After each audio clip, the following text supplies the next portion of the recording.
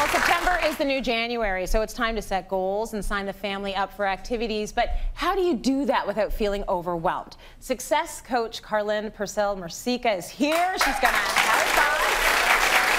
Thank you, Kar, for coming in to talk about this, because there's only so many hours in a day, and September is exciting, but it's daunting. So what do we do?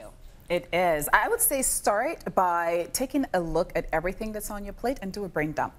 Okay. Do a brain dump and let's do an audit. Yeah. Everybody tries to eat an entire elephant in September, and you can't. No. Just start with one chunk and one bite at a time. So the first thing is do a brain dump, write everything down, especially your shoes.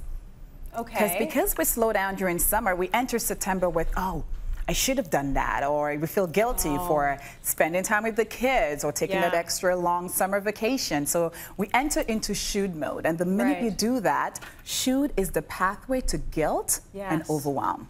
Okay, so you want to write down all the shoulds that you wish you got done and all of the things you were guilty about not getting done. Like you were supposed to fix your financial situation, lose 50 pounds. You were supposed to fix your marriage. Your kids were supposed to be eating cucumbers by now. Right. None of that happened. So write down all those concerns. Write down all those concerns. Get it out from your brain and put it on paper. And that's your audit. That's your audit. So by doing that audit, you have taken the first step into squashing the overwhelm. Okay. Yes. So you wrote it all down. Now you're looking at it and you're depressed. What do we do? What do I do? So after looking at it, then we categorize it. Okay. The brain works by this amazing process called the chunking process. Because everything is driven by our me bank account, our mental and emotional bank account. So by putting it in the chunking process, you have now taken the power away from the overwhelm, and you're now putting it into the hands of your schedule. Okay, so give me some proposed categories then so we can chunk up the concerns. So one of the categories, we actually use it a lot in my success planner, is called the FFPPH model. Okay. You know how much I love acronyms. Yes, you do. So FF stands for family and financial. So everything that concerns family, scheduling the kids, seeing your parents, seeing your in-laws, whatever that might be, put that under the family category. Right. Same thing for your financial. P and P. Personal and professional. Okay. Now I have to stress on the first P because a lot of us forget to schedule ourselves. Okay. The personal is extremely important because we often forget the self-care that comes under the personal, and the H is for health and wellness. And those are your categories? Those are the categories. You can always go into different ones, but I always say start with 5 so that you don't also get overwhelmed all over again. That's right. Yes. All right, so we've categorized it. Your brain can handle this a little bit better. Yes. Now, do we have to take some action? Take some action. Take some action by theme in it. And I love themed days because then it sets you up for action. So Sunday might be meal prep day.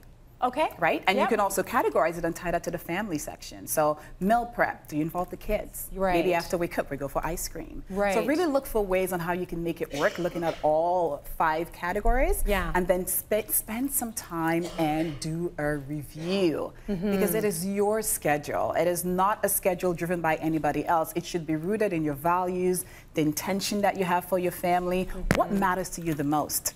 Okay, because maybe what matters for you is trying to get the kids doing better academically, but maybe what matters for you is just trying to spend more time with your family, or your husband. having downtime, or your husband. So it's having less in your day so that you can have that quality time. Exactly. Okay, so you've scheduled that all in. So here's where I can see it going sideways. Do you want every single day to be a productive day? Should it be like that? I would say yes. Really? But define productive for you.